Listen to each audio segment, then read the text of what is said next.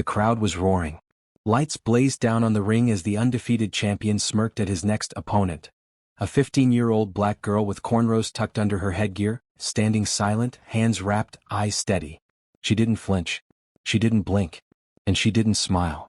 He leaned in, mocking her softly enough that only she could hear, "Try not to cry, princess." What happened next would go down in history. Welcome to Twilight Tales, the home of stories that leave you stunned, inspired, and sometimes a little shaken. If you're joining us for the first time, make sure to like, share, and subscribe, and don't forget to hit that notification bell so you never miss a jaw-dropping moment. Let me ask you something. What happens when someone's arrogance meets someone else's unshakable discipline? What happens when a girl the world never noticed is suddenly put on a stage she never asked for, by a man who wanted a joke, not a fight? Today's story is about power, perception, and poetic justice. A world-famous boxer, drunk on his own fame and ego, thought it'd be hilarious to humiliate someone younger, smaller, and, he assumed, helpless. He saw a young black girl in the crowd and thought she'd be the perfect target for his stunt. No one told him she'd been training since she could walk. No one told him she'd learned from the best. Her grandfather, a former fighter who once trained national champions before fading quietly into obscurity. No one warned him that under her quiet nature was a storm ready to explode. This isn't just a story about boxing. This is a story about how underestimating someone based on how they look can end your legacy in a single moment. It's about how greatness doesn't always shout, it waits. It listens. It breathes. And when the time is right, it strikes. As we walk you through what happened inside that gym, the crowd, the cameras, the disrespect, and the brutal twist you won't see coming, remember this. The world might not be watching you now. But when your moment comes, will you be ready to show them who you really are? Let's dive in. Dante, the King Knox, wasn't just a boxer, he was a showman. Undefeated in the ring, trending nonstop on social media, and known just as much for his trash talk as for his punches. Wherever Dante went, cameras followed. He wore gold chains heavier than his championship belts and sunglasses indoors like he was allergic to humility. When he walked into a room, everyone looked. And when he spoke, everyone listened, whether they liked him or not. Dante had a long list of victories, but his favorite kind of win? Public humiliation. He thrived on making others look weak. It wasn't enough to defeat opponents, he had to embarrass them. He once danced around a seasoned fighter, jabbing and taunting him for 6 rounds before finally landing the knockout. The internet loved it. The fighter? Not so much. But Dante didn't care. That was his brand. Arrogance was his armor, and the ring was his kingdom. And now he had a new idea to boost his image, give back to the community, in a way only he could. It started as a PR stunt, an event at a local community gym. Knox gives back, the posters read. But everyone knew Dante never gave without getting something in return. His team planned a visit to a youth center in a low-income neighborhood, one where the kids could barely afford gloves, let alone dream of stepping in a pro ring. The event was meant to show a softer side of the champ. Shake some hands, take a few selfies, maybe sign some gloves. But Dante had something else in mind. "I'll do a little demo," he told his manager. "Bring some kid into the ring. We spar, I show off a little, let him land a few punches for the camera. It'll go viral." Boom, I'm trending again. His team wasn't thrilled, but no one told Dante no. Not if they wanted to keep their job. On the day of the event, the gym buzzed with energy. Kids filled the bleachers, clapping and cheering.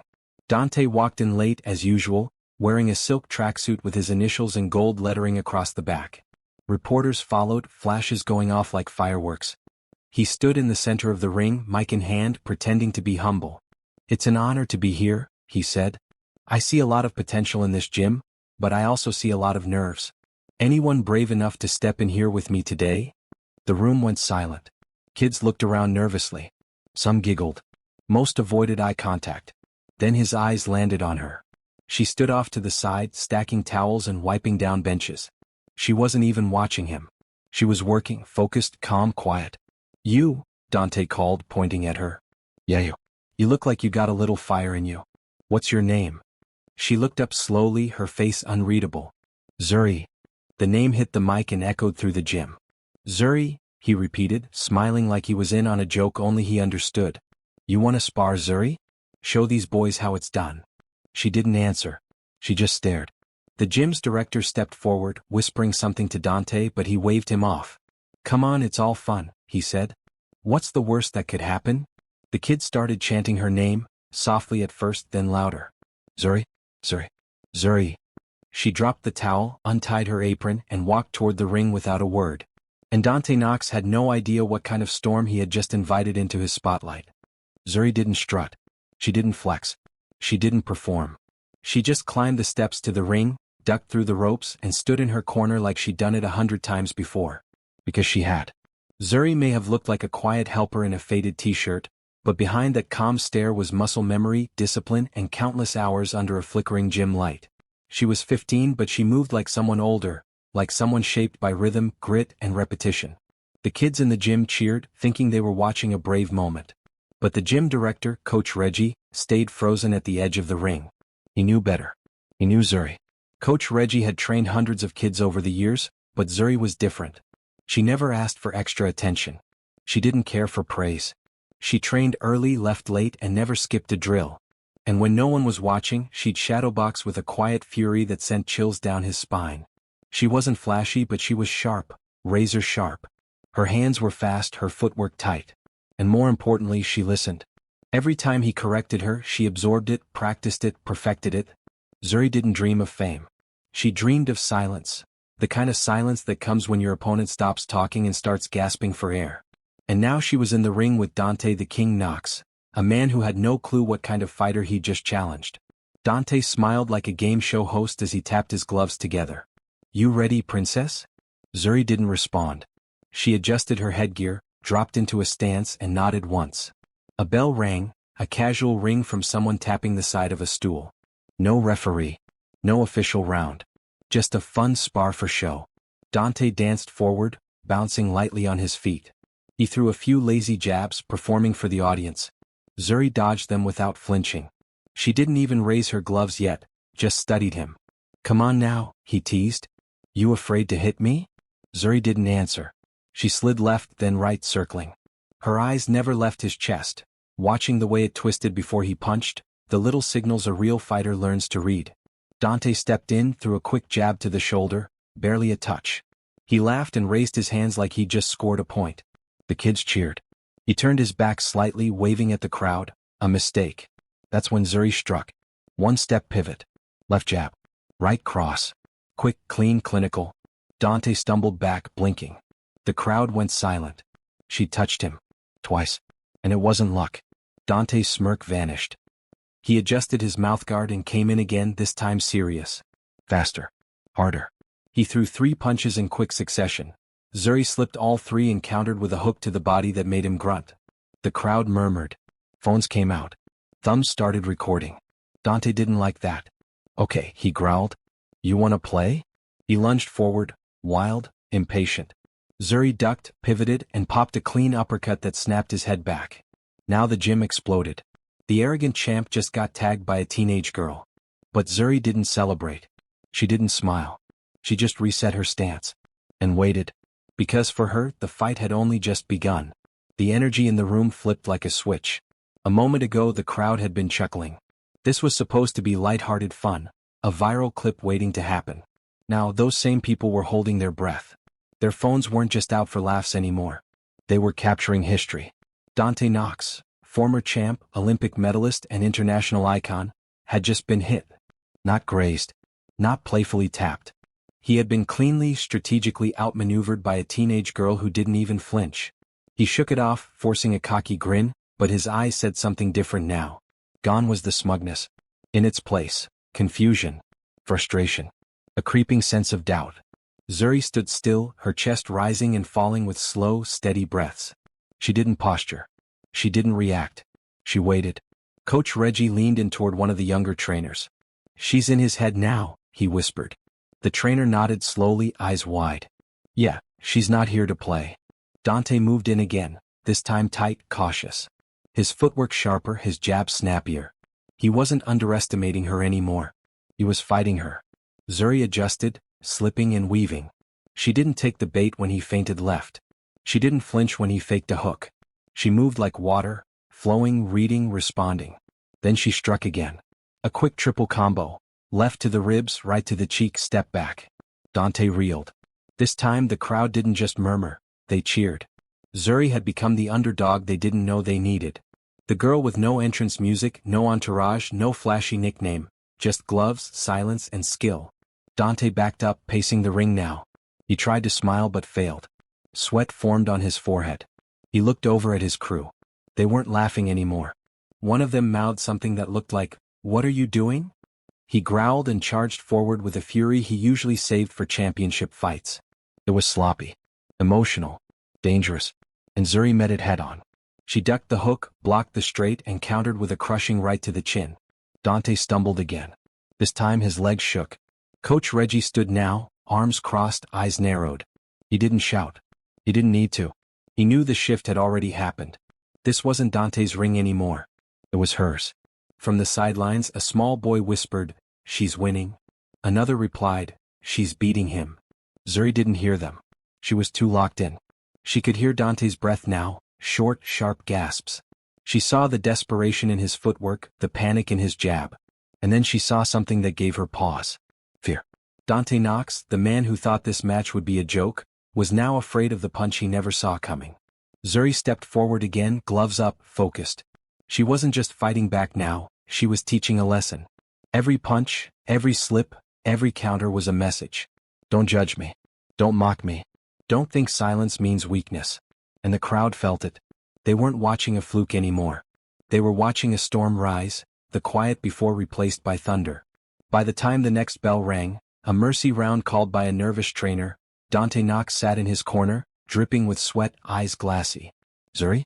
She stood in the center of the ring. Waiting. Ready. And unshaken. As Zuri stood silently in the center of the ring, fists still raised, the crowd's curiosity exploded. Who was this girl? Where did she come from?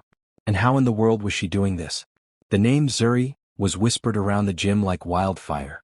But nobody really knew her, until Coach Reggie stepped forward. With arms folded and a knowing look in his eyes, Reggie turned to a stunned journalist standing ringside. "You want to know where she learned to fight like that?" he said. "Ask about her grandfather, Thomas Hawk Hamilton." The journalist blinked. Wait, the Hawk? The legendary trainer who disappeared after his son died in that car crash. Coach Reggie nodded. That's the one. Zuri is his granddaughter. Suddenly everything made sense. Years ago, Thomas Hawk Hamilton was one of the most respected names in boxing. He trained champions, real champions. Men and women who respected the craft, honored the sport. But after his only son died in a tragic accident, Hawk walked away from the fight world entirely. He vanished into quiet neighborhoods and shadowy whispers. Some said he left the country. Others thought he was dead. But he wasn't. He was in his garage training a little girl. Zuri. From the time she could walk, Hawk had been teaching her everything he knew. Footwork, discipline, respect for the ring. He didn't train her to be famous. He trained her to be ready. Ready for anything. Her hands weren't just fast, they were smart. Her punches weren't wild, they were placed with surgical precision. And her heart? Steeled in fire. But Zuri didn't talk about that. She never bragged. Never asked for attention.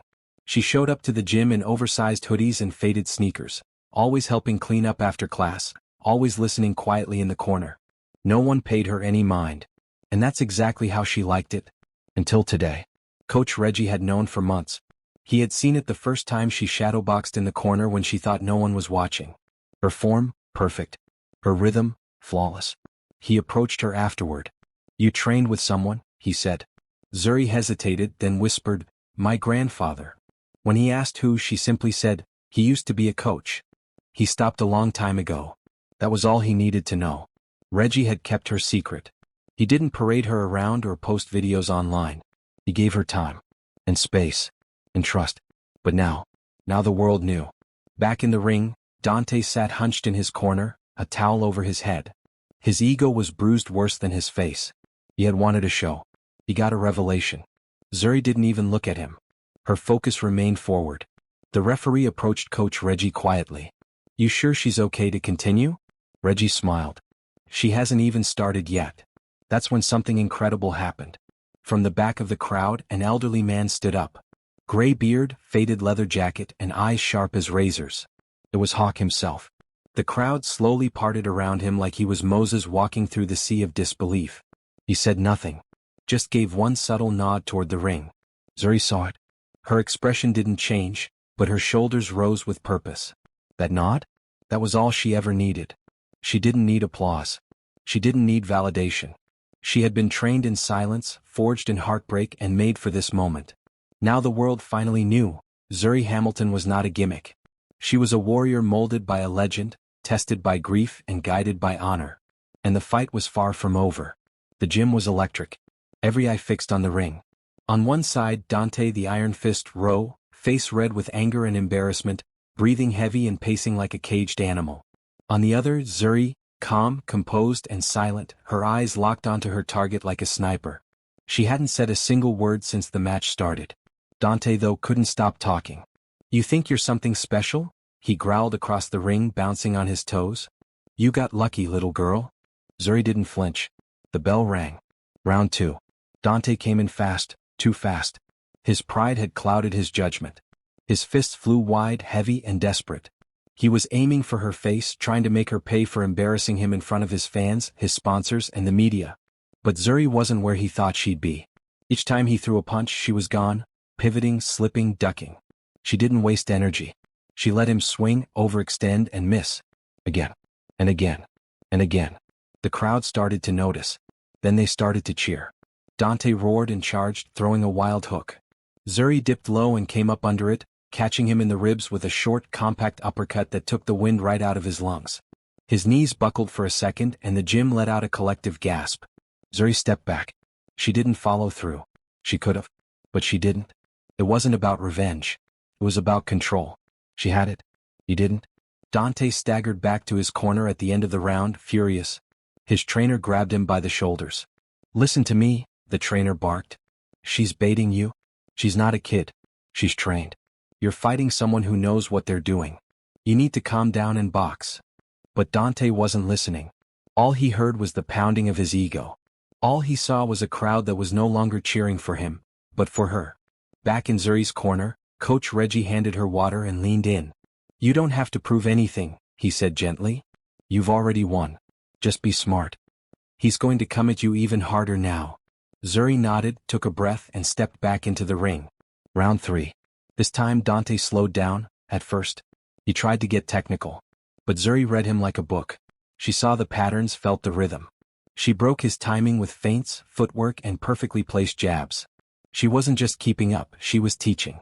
And then, it happened. Midway through the round, Dante launched a looping left hook, telegraphed, angry, reckless. Zuri slipped under it. One pivot, one step, and then, bam. A lightning-fast right cross straight to his jaw. His head snapped back. His body twisted. He hit the mat. Hard. The gym went silent. The arrogant, undefeated boxer, flat on his back. Mouthguard hanging loose. Arms sprawled. Eyes glassy. The referee rushed in. Started the count. 1, 2, 3. Dante rolled to his side, groaning, trying to rise. But his legs wouldn't cooperate. His mind was foggy. He looked across the ring at Zuri, who hadn't moved. Her stance still sharp. Her breathing calm. 7, 8. He forced himself up, swaying as the ref checked his gloves and eyes. "Can you continue?" the ref asked. Dante nodded, barely. The fight resumed, but everything had changed. There was no more mockery in Dante's movements, only survival. No more taunting. No more grinning. He was trying to stay in the ring, not dominate it. And Zuri? She didn't chase the knockout. She didn't fight for the camera. She controlled the pace. Jab, slip, counter, move. It was like watching poetry in motion. When the final bell rang, Dante stood in his corner, sweat-drenched, battered, and silent. He knew. The decision was unanimous. Zuri had won. Not by knockout, but by domination. The crowd exploded in applause. And Zuri? She simply bowed her head, unwrapped her gloves, and stepped down from the ring without fanfare. She wasn't there for fame. She came to show the world what happens when heart, legacy, and quiet preparation meet arrogance head-on. And that was only the beginning. The moment Zuri stepped out of the ring, she became more than a fighter. She became a symbol. A young black girl, underestimated, mocked, and challenged in the most public way, had just schooled a professional boxer in front of a packed gym. And someone had captured every second on their phone. Within hours, the video hit social media. Within 12, it had gone viral. The footage began with Dante taunting her, calling her names, dismissing her, waving at the crowd like he'd already won. Then it cut to Zuri weaving through his punches like water around stone. The knockout replayed in slow motion. Her calm face, the precision of her punch, the way Dante crumbled to the mat. By morning, #Zuri the Giant Slayer was trending on every platform. News outlets picked it up. Headlines read, 12-year-old prodigy floors pro boxer in sparring match. Humiliation in the ring, boxer's ego checked by young black girl. The future of boxing has arrived, and her name is Zuri. Zuri's phone, previously reserved for school apps, music and the occasional meme, lit up with interview requests. Sports shows, talk shows, magazines, even celebrities started commenting on her video. One major talk show host tweeted, "Forget Jake Paul fights, get me ringside seats for Zuri versus the world." A famous female boxing champion posted, "Who is she? I need to train with her immediately.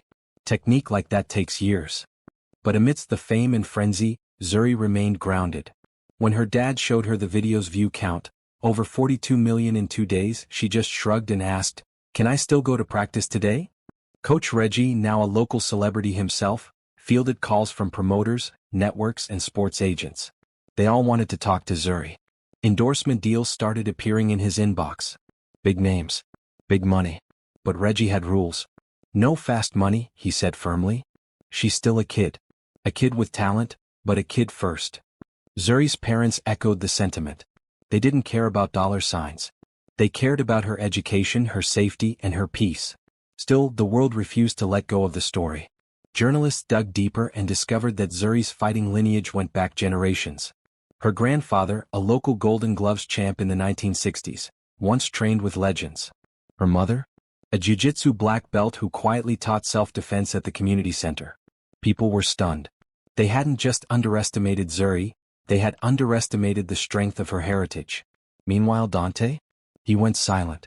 He canceled 2 public appearances and disabled comments on all his posts. The humiliation was total. Sponsors began pulling out. Even his own fans turned on him. "Bro, you let a kid knock you out?" She wasn't even trying. She was toying with you. This is what happens when you think you're bigger than the sport. Eventually, a shaky video appeared on Dante's page. A close-up of his bruised face. No background music. No excuses. "I disrespected someone who didn't deserve it," he admitted. "Zuri is the real deal. I learned the hard way. And honestly, I needed it." To his credit, he didn't deflect. He didn't blame anyone else. He gave Zuri her flowers. "I hope she forgives me. And I hope the world gets to see more of her. Because trust me, that girl's not the future, she's the now." The response? Mixed. Some respected the apology. Others said it was too little, too late. Zuri, for her part, didn't gloat. When asked in an interview about Dante's apology, she simply said, "I'm not mad at him. People say things when they're scared or when they don't understand you. I just hope he keeps boxing. And next time, maybe he'll take everyone seriously." That calm, that clarity, that's what stunned the world even more than her punch. She wasn't just a fighter. She was a leader in the making. After the viral video, Zuri's life changed, but she didn't. The world now knew her name. Agents called daily. Schools begged her to speak at assemblies. Brands offered free gear and cash. Even movie studios came knocking with ideas for documentaries and biopics. But Zuri wasn't interested in being famous. She just wanted to fight. Coach Reggie, her parents, and her grandfather, Thomas Hawk Hamilton, held a quiet family meeting. They sat around the kitchen table, no cameras, no phones. Just honesty. "We can't stop the world from looking at you now," her mom said gently. "But we can help you choose how they see you." Zuri nodded. "I just want to keep training. I'm not done learning." And that's what they did. Instead of signing to the flashiest promoter, Zuri enrolled in a national youth boxing program, quietly. She turned down 6-figure deals. She said no to endorsement contracts that would have made her rich overnight. When asked why, she simply said, "Money fades. Skill stays." She continued training under Hawk and Reggie, this time with more structure, and more eyes watching. Her gym filled with curious newcomers, girls and boys from across the city, all wanting to train with the girl who humbled a champ. Zuri became more than a fighter. She became a symbol. In interviews, she didn't talk about knocking Dante out. She talked about focus, patience, and knowing your worth even when others don't. One clip of her response to a reporter's question went viral on its own. "Reporter, did you know you were going to win that fight?" "Zuri, winning didn't matter. Fighting well did." That line alone was turned into posters, t-shirts, and even a quote on the wall of 3 different gyms across the country. Zuri's presence sparked change in more than just boxing. Schools began inviting her to speak to young girls about confidence. Female athletes posted videos thanking her for showing them how to stay grounded in a storm of pressure. A senator even quoted her in a speech about youth sports funding, calling her a quiet revolution. But through all of it, Zuri stayed the same. She woke up early. She jumped rope before school. She helped clean the gym when practice was done. And every Friday night, she and Hawk watched old fight tapes, analyzing technique, talking about strategy, and eating buttery popcorn like it was a sacred ritual. One day, Hawk surprised her with an old wooden box. Inside was a medal from his amateur days, a Golden Gloves finalist medallion from 1971. "I never gave this to anyone," he said, eyes shining. "But I think it belongs to you now." Zuri took it in her hand, quiet as always. "I'm not done," she said. "I know," he replied. "That's why you deserve it." Meanwhile, Dante began his own journey of rebuilding. He returned to training, this time with humility. In interviews, he continued to credit Zuri for waking him up. "She reminded me what the sport is about. Not fame, not followers, but respect." The two never fought again. They didn't need to. Zuri's victory wasn't just in the ring, it was in what came after. She didn't climb a ladder. She built a new one. She didn't break a system. She redefined it. And for every young girl who had ever been overlooked, doubted, or mocked, Zuri became living proof that silence wasn't weakness. That grace could beat ego. That greatness didn't always roar. Sometimes, it just put on gloves and let the work speak. And just like that, the story of a quiet girl from a forgotten corner of town became a global wake-up call. Zuri didn't ask for the spotlight. She didn't need applause. All she needed was a fair shot, and when the moment came, she didn't blink. She stepped into the ring not to prove someone else wrong, but to prove herself right. In a world that too often underestimates young black girls, Zuri showed what happens when resilience meets preparation, when discipline meets destiny. Her story wasn't about revenge. It wasn't about payback. It was about purpose. The arrogant boxer walked into the gym expecting a joke. Instead, he walked out humbled, by heart, by history, and by a girl who'd been preparing for this moment her whole life, even if she didn't know it yet. This isn't just a fight story. This is a story about dignity, focus, and believing in your quiet power. Zuri didn't just turn the tables. She flipped the script. And the best part? She's only getting started. If you were moved by Zuri's journey, ask yourself, who have you underestimated lately? What dreams have you been quietly training for, waiting for your own ring to step into? What would happen if you stopped shrinking for others and started rising for yourself? Here at Twilight Tales, we bring stories that remind us of the power in every voice, especially the ones the world tries to silence. If you felt something today, hope, pride, even fire in your chest, do us a favor. Backhand index pointing right, like this video so we know it touched you. Backhand index pointing right, share it with someone who needs a little push to keep going. Backhand index pointing right, subscribe to Twilight Tales for more true-to-life stories where the underdog doesn't just survive, they rewrite the rules. And hey, we'd love to hear from you. Drop a comment below and tell us, what part of Zuri's story hit home the hardest? Have you ever been underestimated? Who's a real-life hero in your world that deserves their own spotlight? Your voice matters here. Because in the end, we're all just waiting for our moment to step up, throw the punch no one saw coming, and show the world exactly who we are. Thanks for watching.